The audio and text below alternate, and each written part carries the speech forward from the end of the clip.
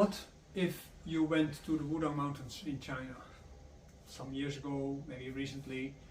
You went to study at one of the Wudang Kung Fu schools. You've learned some Tai Chi Chuan, maybe some Xingyi, maybe some Pakwa, maybe some Tai Yi, any of the other styles where the Wudang Mountains is famous for.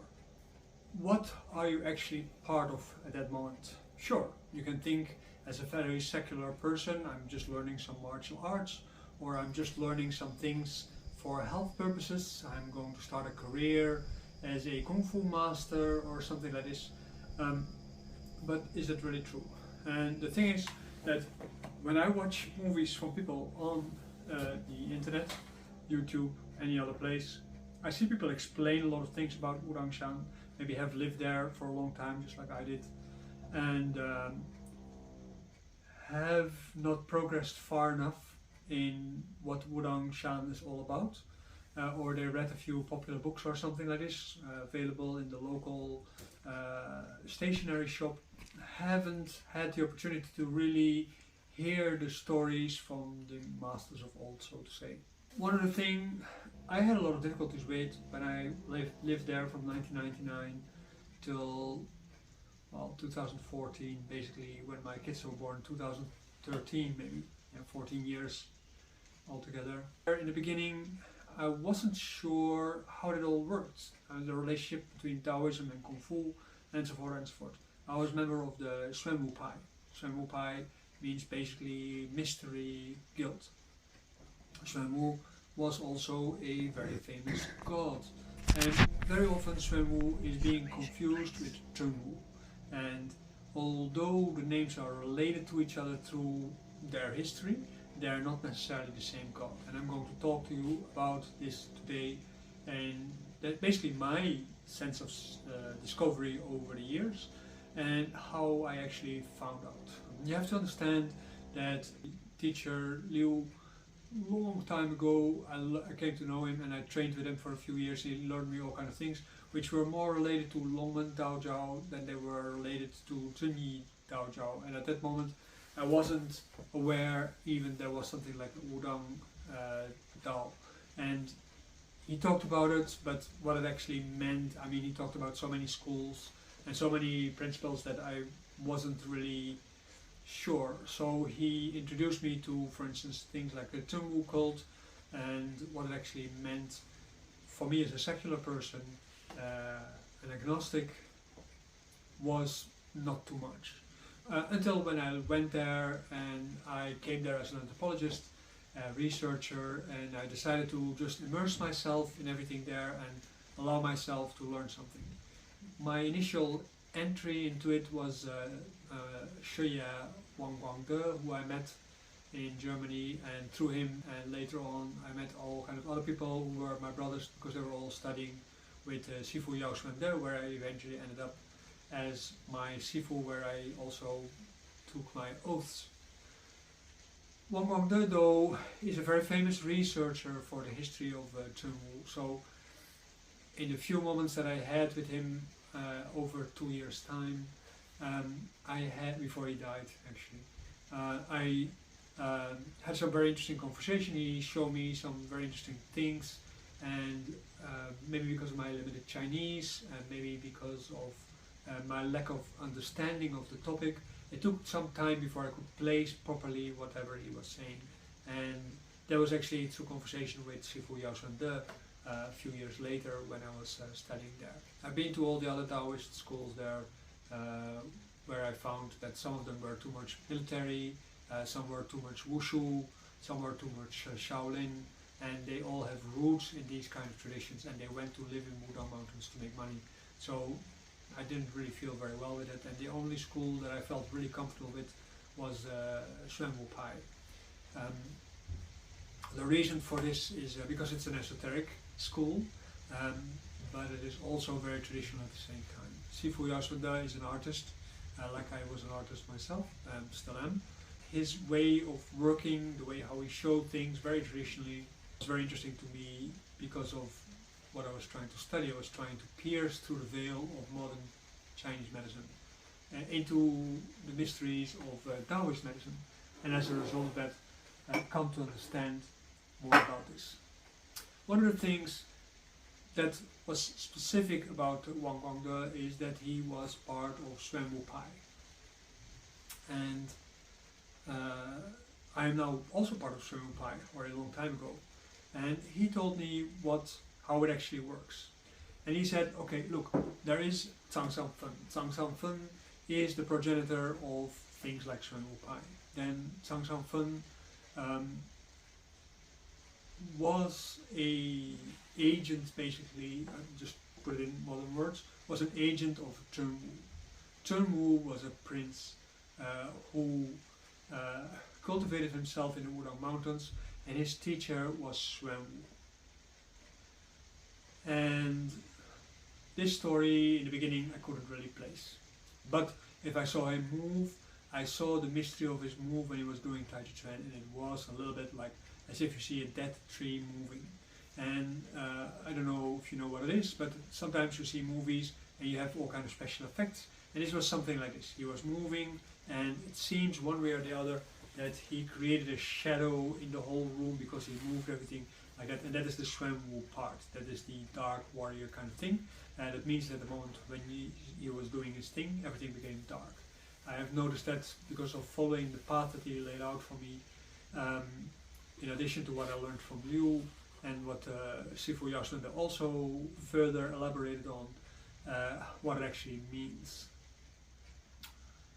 And there's a bit of history in that, and I'm going to do in this video two things. I'm going to talk to you a little bit about how this relationship between Zhenwu and Xuanwu actually is and where it came from, and I'm going to tell you the Zhenwu myth at the same time. So the third part then, of course, is that you understand how I got to that knowledge over time and so on. Let's first start with showing you something.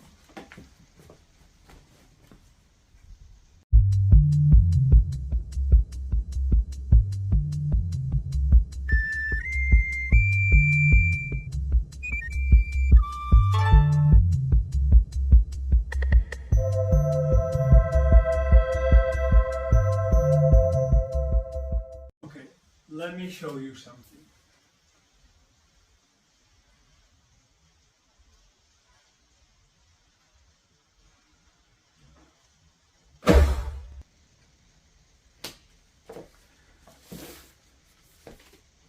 This is the story of Zhenwu.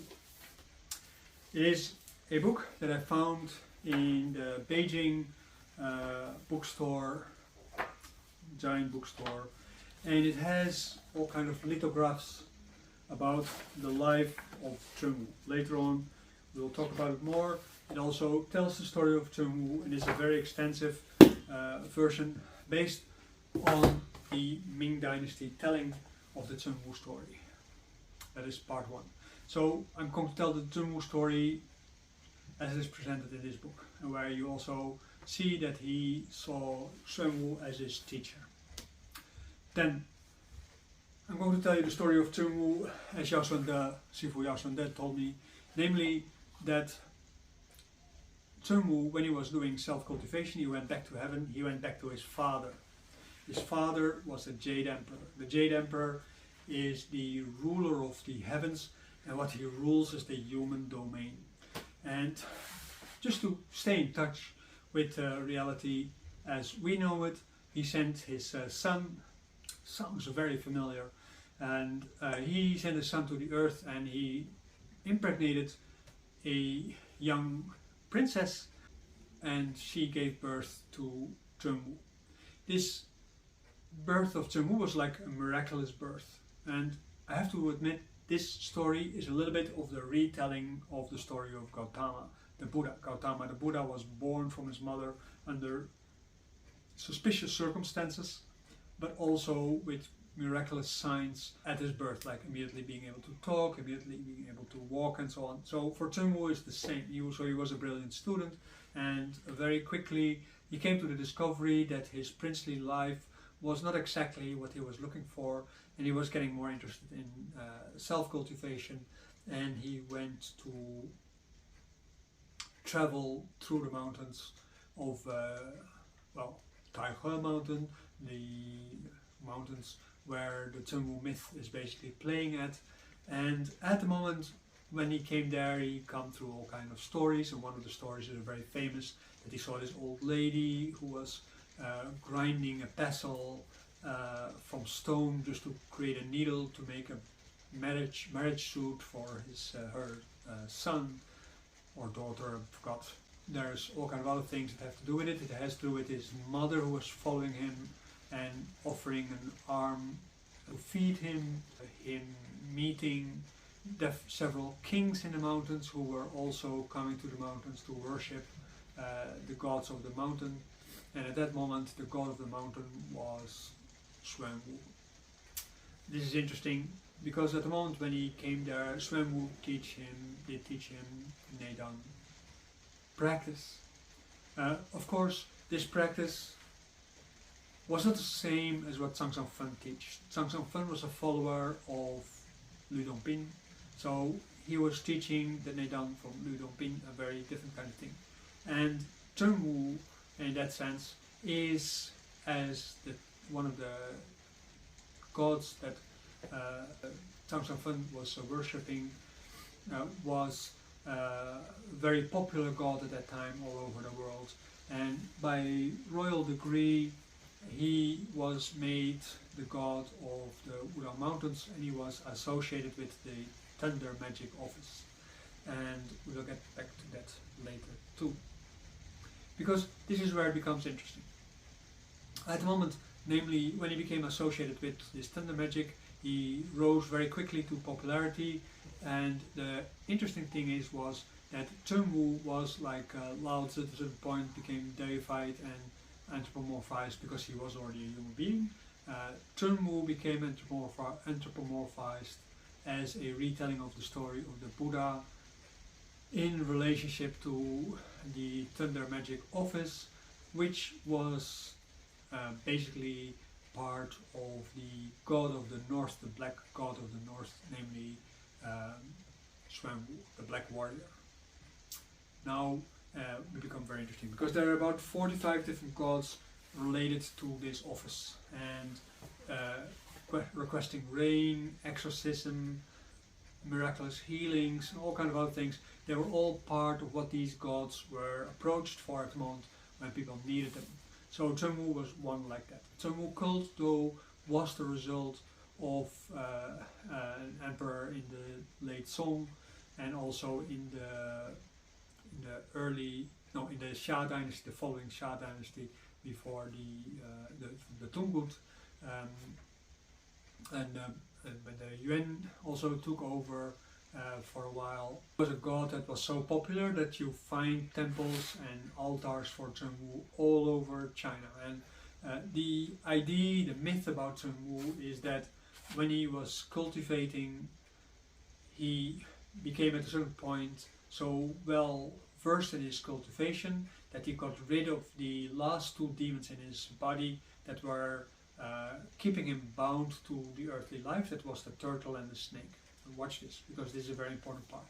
At the moment when the turtle and the snake were being thrown out of his body, he became a Xian, an immortal, and he was being called back to heaven. So he came back to his father and he talked to his father about his adventures. Then when he was with the Jade Emperor, his father sitting on his side, at a certain point the Jade Emperor hears stories about two demons who are eating children and women. A very famous story. For a lot of demons, they eat women and children. They don't seem to have much appetite for men, apparently. At the moment when the Jade Emperor heard that, then Zhenwu started thinking like, oh, I left a snake and a turtle behind my intestines, because they said the demons, they look like a snake and a turtle. So he was being sent back by his father to go resolve this problem, and then he defeated the snake and the turtle, and that is why the snake and the turtle are below his feet in the image. The historical story, though, is very different, because during the Han and early in the Warring States period, there was a talk about Xuanwu as the god of the north. And it is not the northern direction, no, it was the northern sky. And he was part of Sushun, the four gods. And the four gods were the four gods of the four directions, which we also use in our color breeding. If you're interested in color breeding, then just make sure you let me know. You can sign up for that program through our SAM card. I will let a program going below. You can sign up for that, and we will organize a masterclass on color breeding, and following on that there will also be an online course to further work on that. So that's a closed thing. This color breeding we use also in our bachelor program, so it is also a very nice and interesting entry into the depth and the content of Chinese medicine from the perspective of Daoism. Then at the moment when we look at this history in the Warring States period and the Han Dynasty, Xuanwu as the god of the four direction, he was managing the thunder magic office. The thing is though, he was represented as a snake and a turtle, and there were four directional gods. There was the phoenix, there was the tiger, and there was the turtle and the snake on the one side, and there was the tiger, snake, phoenix on the other side. So this is like a four. And then on the earth there was the earthly dragon, there was the earth itself. And so this way the four quadrants of heaven were covered. And it is still in particular kind of meditations, we still use this as part of thunder magic meditations. But when you are looking at the history of that, at a certain point these thunder rites became more and more popular. And when Zhenwu was studying with Xuanwu, the god of the north, also called Xuanti, the northern god of the mystery god, then at that moment he, in a tantric way, he identified with Xuanwu, like Zhenwu identified with Zhenwu, like we identify with Zhenwu, and that is your first step, your first initiation. Then at that moment later you go identify with Zhenwu, and then you discover he is actually identified with Zhenwu, so we have to actually do Zhenwu studies. That means you basically go back to a wider scope of your practice before you get to that point. And it means that in the beginning you think like, oh, I'm in Wudang Mountains, this is where Yangtze came to study, this is where how do you say that, Zhenwu developed himself. Chen Tuan also passed by for a while, he was moved to another place, and there was many other famous masters coming there. There was Zhenwu was cultivating, became a god, and the mountain became dedicated to him because of the dreams that important people in the royal court had about Zhenwu, doing predictions through the dreams, and also helping and being successful during rituals to get rid of drought, plague, and so forth and so forth. A whole bunch of things, you know, look at the list. And at the moment when you have mastered these kind of things, you basically start piercing into the mysteries of the north, the northern sky. And before that time you have already associated with the directional thing, the directional gods, and then you have associated yourself with the heavenly quadrants, and you have associated yourself in that sense also with star gods in general. Before that time, Zhenwu was a completely different god, and the snake and the turtle, what he was represented with, that was Xuanwu. That was Zhenwu. Xuanwu, the mystery god, was the worship of animals basically, because Taoism originally was an animist religion. At the moment when he became associated with Zhenwu by royal decree, actually Zhenwu was another god, a person who became a god and who took a place, and from whom it was predicted that eventually he would be the new god after Yudi, the Jade Emperor, his period would pass, then Zhenwu would take over heaven. So he was basically studying to become the master of heaven. He would be the first human to actually do that, because Yudi was actually a god created by the higher gods. And that means that in a way you can say that what this emperor did was giving a snub to the Zhenwu cult by using the snake and the turtle and subduing them under the feet of Zhenwu, and saying like, okay, on the on the teachings of Xuanwu, we place this god Zhenwu, and as a result of that, uh, Zhenwu is going to rise to power because he becomes identified with Xuanwu as a tantric principle. So Xuanwu and Zhenwu are not the same, but they are the result of cultivation. Zhenwu becomes Xuanwu like because of his cultivation. We as Udang Pai people, we become Zhangsanfen like in our first stage, then we become Zhenwu like, and then we become Xuanwu like. So you can also see that in your Tai Chi Chuan, like at the moment when you just play your wushu thing and everything looks nice and smooth and stuff like this, and you feel all kind of things inside your body. This is the wushu phase. Then at the moment when you learn the Zhangfang phase, you start learning the Neidan, you start learning about the morality, and so forth and so forth. Then at the moment when you have done that, you start thinking about yourself as Zhenwu. That means that you're going to start developing the wisdom and the magical crafts of Daoism. And these are like a requirement basically to call yourself Wudang Zhenwu Pai person at certain points. And these are calligraphy, full writing, these are ritual, these are well, a whole bunch of things. You know, look at the list. And at the moment when you have mastered these kind of things, you basically start piercing into the mysteries of the north, the northern sky. And before that time you have already associated with the directional thing, the directional gods, and then you have associated yourself with the heavenly quadrants, and you have associated yourself in that sense also with star gods in general. So I hope you really thought this was interesting and that you had a lot of fun watching this movie, and when you did, give your appreciation by giving a like. Even better, sponsor us. Maybe you want to buy us some nuts and mushrooms by just giving us a single donation if you like for this specific movie. I would love to see you in my classes and help you further than how you got so far. You can become part of the Zhenwu Pai through me also if you want to. But at the moment when you want to go more deep on that and you want to learn more about Taoist medicine, Chinese medicine, you want to learn more about what Udang Pai actually is all about, then just make sure you sign up and you go into that study process. It will take you a long time.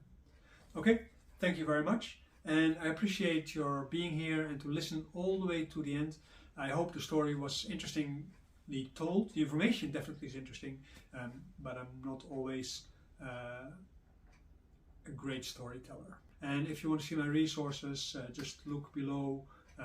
I will add also a few articles.